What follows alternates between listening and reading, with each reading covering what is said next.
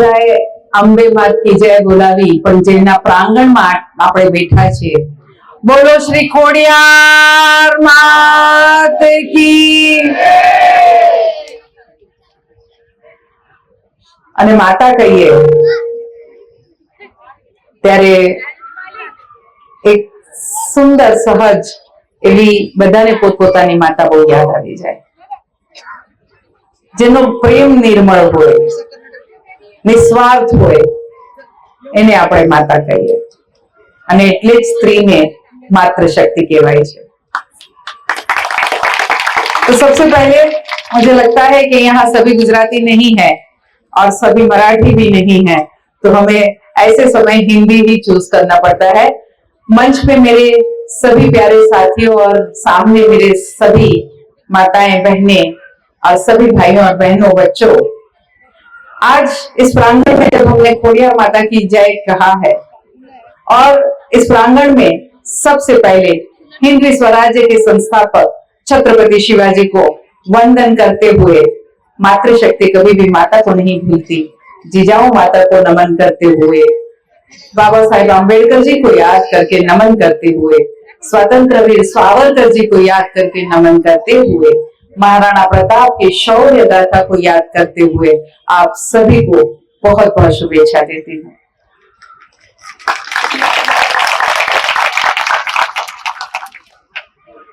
पेंटरपाड़ा ये एक परिसर ऐसा है जहां हमेशा संघर्ष साथ में रहता है। कैसा संघर्ष? तो सबसे पहले प्लीज शांत रह जाए, सुनिए। कैसा संघर्ष? तो सबसे पहले तो हमारे घर की छत को बचाने का संघर्ष। रात को सोए तो हमें ये मालूम नहीं होता कि सुबह कोई नोटिस आ जाएगी, कोई जेसीबी आ जाएगा जो तोड़क कार्रवाई करेगा। ये संघर्ष आपने 2014, 2019 ये इसकी चरम सीमा पर था, जब आपने देखा कभी भी हमारे यहाँ तोड़क कार्रवाई हो जाती थी, कभी भी नोटिस आ जाती थी। नोटिस की तो खासियत भी ये थी कि रात को नोटिस आती थी, पैसे कलेक्ट किए जाते थे और सुबह कहा जाता था कि अब आपकी नोटिस का हमने स्टे ले लिया है। ये हुआ है कि नहीं पेंटरपाड़ा में? हुआ है ना?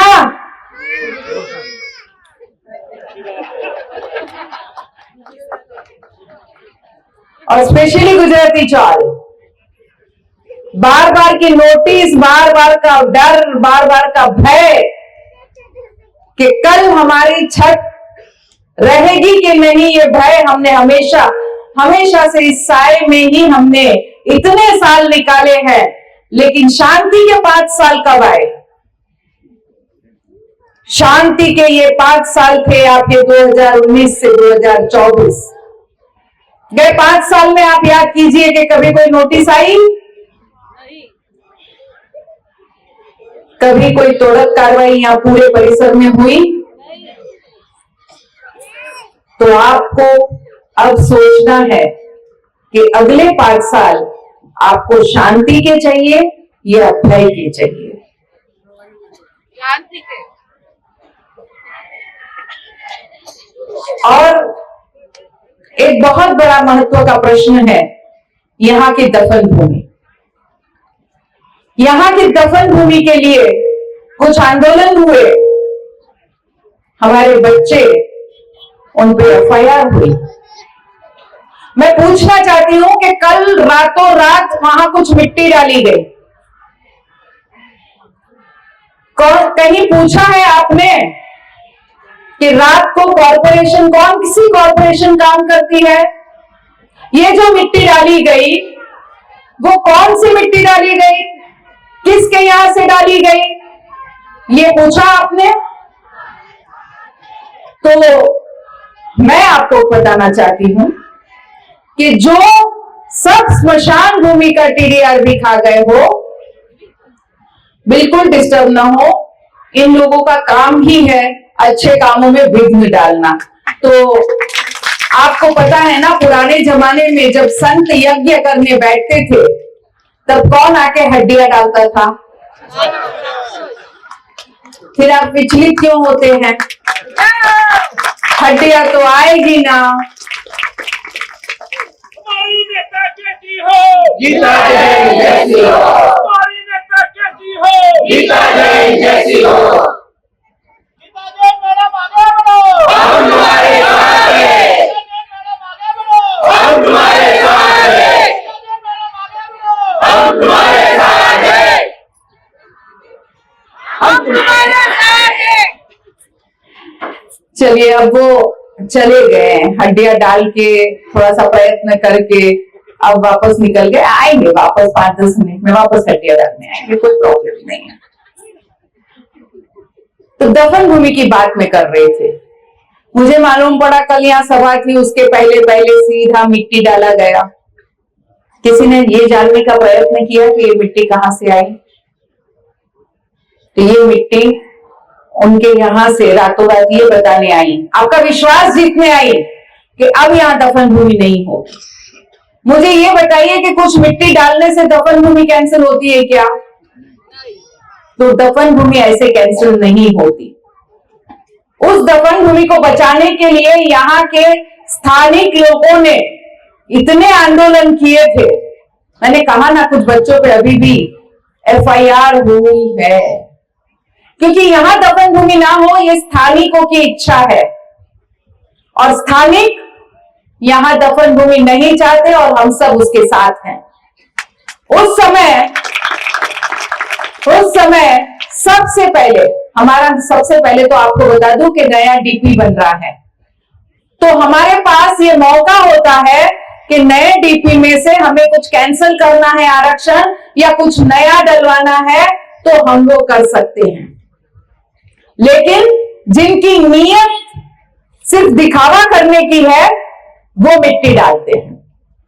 तो हमने क्या किया, नए DP में ये दफन भूमि कैंसिल हो, वहां एक खेल का मैदान हो, वो मांग हमारे नए DP में करने के लिए रखी और कायदे से ऐसे ही किया जाता है। मुझे दिखावा नहीं करना था, मुझे दफन भूमि का या स्मशान भूमि का TDR अपने आप में हजम नहीं करना था, इसलिए ना मैंने मिट्टी डलवाई ना और कोई नाटक किए, सीधे का सीधा वो आरक्षण ही कैंसिल करने का लेटर दे दिया। और मैं आपको विश्वास दिलाती हूं कि जब नया DP आएगा तब आप देख लेना कि ऑब्जेक्शन किसका है, तो ऑब्जेक्शन गीता जैन का है और उस ऑब्जेक्शन की वजह से दफन भूमि कैंसल होके रहेगी। और मैं ये नहीं कहती हूं कि दफन भूमि नहीं चाहिए, और इसीलिए इस दफन भूमि को हमने उत्तर में जहां इसकी जरूरत है, सर्वधर्मीय स्मशान भूमि दफन भूमि हमने वहां मंजूर कराया है और वहां दफन भूमि जरूर होगी, क्योंकि वहां उसकी जरूरत है, यहां उसकी जरूरत नहीं। यहां हमारे बच्चों को खेल के मैदान की जरूरत है, जिसके लिए हमारे प्रयत्न हैं। मुझे मालूम है पानी की समस्या यहां बैठी हर एक महिला को होगी। आपको बार बार पानी के लिए जानबूझ के हैरान किया जाता है, और क्यों हैरान किया जाता है? ताकि फिर आप कनेक्शन मांगने जाओ, फिर एक एक कनेक्शन के 20,000 25,000 किती घेते मोरे जी? 35,000 भाव वाढले तुमच्याकडे। 35,000 एक कनेक्शन के। मैंने अभी अभी कुछ लास्ट में 3-4 कनेक्शन करवाए। मोरे जी कितने में हुआ? फ्री में। बताओ आप ऊपर किसका हुआ? आइए जरा सामने आइए, ऊपर आइए आप भी। आइए। एक हमारे चाचा का हुआ था, वो नहीं दिख रहे हैं, चाचा रिक्शा पे गए। आपका कनेक्शन कितने में हुआ? फ्री में हुआ कितने और हो गया 1 महीना। किसने किया? गीता मैडम ने। इनको यहाँ क्यों बुलाया? इनको यहाँ मेरी वाहवाही करने नहीं बुलाया, लेकिन आप लोगों को पता पड़े कि किस तरह से यहाँ आपको लूटा जाता है। गलत नोटिस देके उसके लिए 20-20, 25-25 हजार आपके एडवोकेट के नाम। आप बैठिए मैडम जी। ऐसे पानी के कनेक्शन, उसके लिए फिर 35,000, टैक्स पावती, उसके लिए फिर 20-25 हजार, और वो टैक्स पावती अगले साल वापस उस नाम से नहीं आती। यानी कितना झोलझाल है भाई। ये पेंटर पाड़ा बोला तो सब झोलझाल तो बहुत ज्यादा हो रहा है यहाँ। तो आपको बता दूं कि इस तरह से लुटेरे डकैत आपको लूट रहे हैं। जागरूक होइए और ऐसे लुटेरे को सीधे बाउंड्री के बाहर करिए। फिर एक आंदोलन कहे तो गीता जैन क्लस्टर ले आई है, तो हमारे गांव खंड का क्या होगा? आपके घर में जब 4 चीजें बनती है और आपको उसमें से एक पसंद नहीं है, तो आप वो अपनी थाली में नहीं लेते ना? लेते हो क्या? वैसे ही क्लस्टर का है। हम पूरे शहर के लिए क्लस्टर ले आए हैं। जिसको चाहिए वो इस योजना का लाभ ले, जिसको नहीं चाहिए वो अपने गांव खंड में खुश रहे, क्योंकि आपकी साइन के बिना न क्लस्टर होगा न आपकी चाल टूटेगी। हाँ, एक बात और है कि क्लस्टर में जाने से आपको इसी जमीन पे बड़ा घर मिलता और आपके हक का घर मिलता, जिसकी टैक्स पावती सही में आप ही के नाम की होती। अगले साल कुछ और, बाद में कुछ और, ऐसा नहीं होता। एग्रीमेंट हो जाता और आपको हमेशा से आपका एक बहुत सुंदर घर मिल जाता। अब आपकी इच्छा है क्लस्टर में रहना है तो अपनाइए, नहीं रहना है तो ऐसे ही रहिए।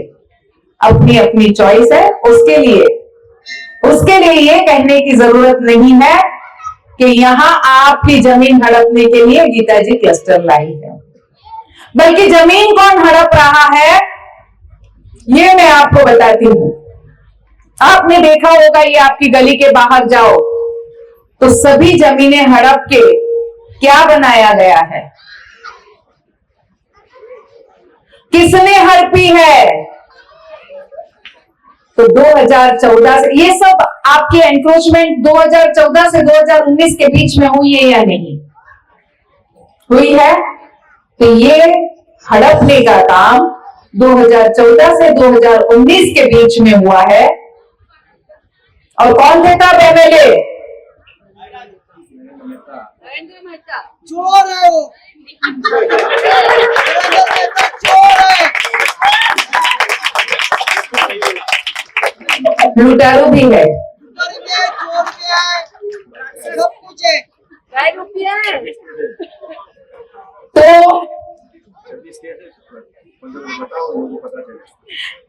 आपको खाली एक ही उनके गुण पता है, मैं बाकी के गुण बता देती हूँ। उन पे 26 केस है और 26 केस में चोरी, डकैती, बलात्कार, भ्रष्टाचार, आय से ज्यादा संपत्ति, जमीन हड़पना, मैंग्रोव्स को काटना, इन सभी टाइप के एफआईआर हुए हैं, केस हुए हैं। क्या ऐसे आदमी के हाथ में आप अपना शहर देना पसंद करेंगे? बहने प्लीज बैठ जाए। तो ये अब आपके हाथ में है कि आप किसको चुनते हैं। एक हमारे और नेता है, आजकल जय श्री राम जय श्री राम जय श्री श्याम कर रहे हैं। आप और मैं जय श्री राम करें, हमारी आदत में, हमारे धर्म में है। जय जिनेन्द्र कहे, जय श्री राम कहे, हम करते हैं। यहां गई तो जय माता जी, स्वामी नारायण जी में गई तो जय स्वामी नारायण, जय श्री कृष्ण, ये सब हमारे धर्म में है। हम कहते हैं, हमारे लिए कोई नया नहीं है। लेकिन जिसका धर्म अल्लाह अकबर बोलने का है, वो आजकल जय श्री राम कर रहे हैं।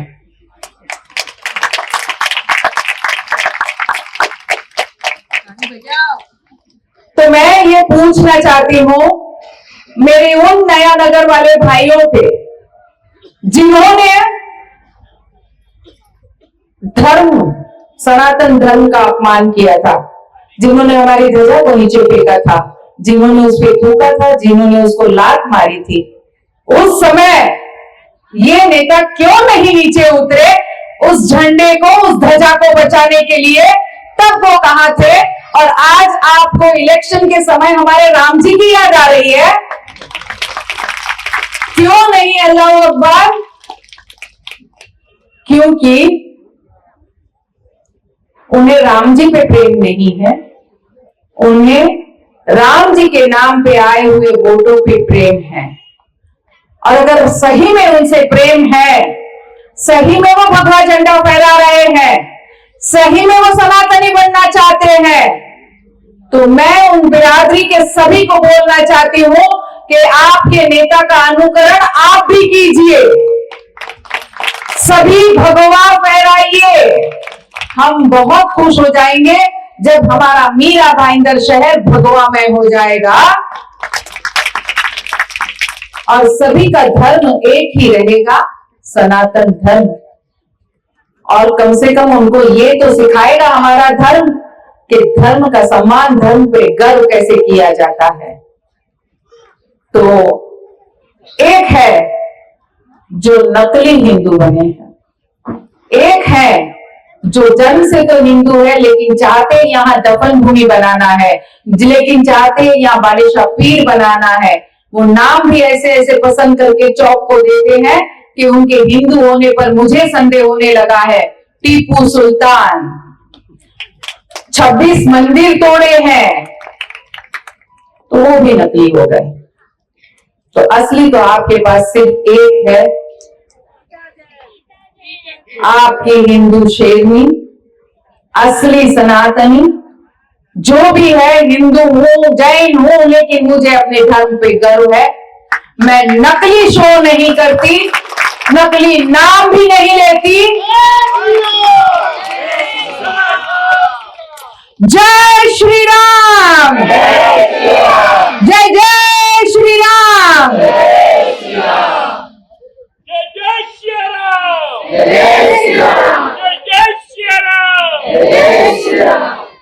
होता है ना गर्व, पर आप और मैं तब बहुत खुश होंगे जब हर जगह भगवा होगा, हर जगह जय श्री राम का नारा होगा। मैं आह्वान करती हूँ उन सभी को जो सिर्फ दिखावे के लिए झंडा घुमाए फिरते हैं, आइए हम सब साथ मिलके अपने धर्म का और प्रभाव ना करें और उसे फैलाए और लोगों को ये प्रेरणा करे कि आइए भगवे रंग में रंग जाइए। जो शांति भगवे रंग में है और कहीं नहीं है।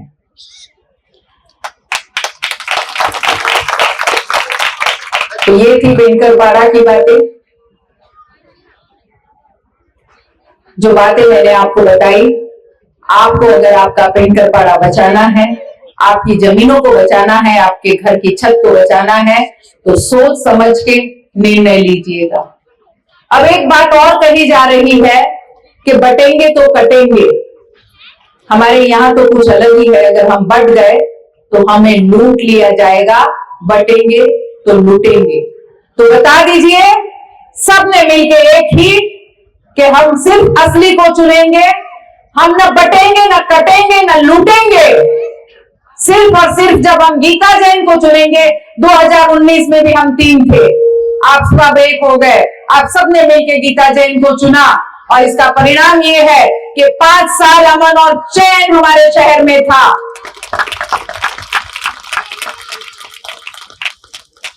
और वही अमन और चैन अगर 5 साल चाहिए तो बटिएगा नहीं। सब के सब मिलके जो आपको 5 साल अमन और चैन दे पाया, जो आपके घरों को कहीं और तेरी नजर से भी नहीं देखा, न देखने दिया।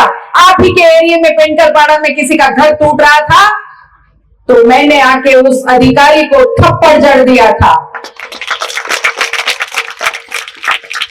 तो ये तोड़ने का काम गीता जैन नहीं करती, बचाने का काम गीता जैन जरूर करती है।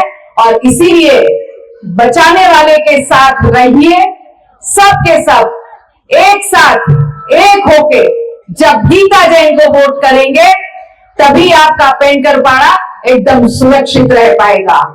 तो बोलिए जय श्री राम, जय श्री राम। तो हमें पेंकरपाड़ा को बचाना है तो फिर किसे लाना है? निशानी क्या है? नंबर क्या है?